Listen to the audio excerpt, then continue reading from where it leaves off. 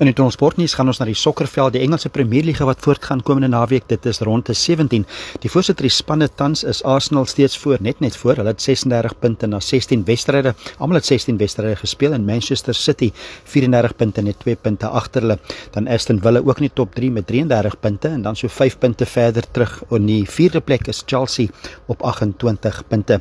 In die top 8 ook baie belangrik vir Europese sokker natuurlik. 6de en 7de posisies is interessant tans. Dis Manchester United en Liverpool albei op 26 punte.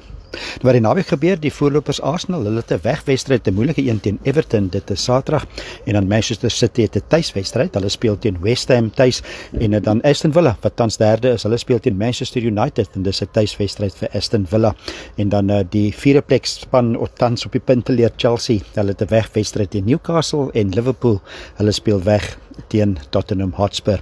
So dit is Engelse Premierliga sokker die komende naweek ronde 17. Dit is sportnuus van die Tonnel.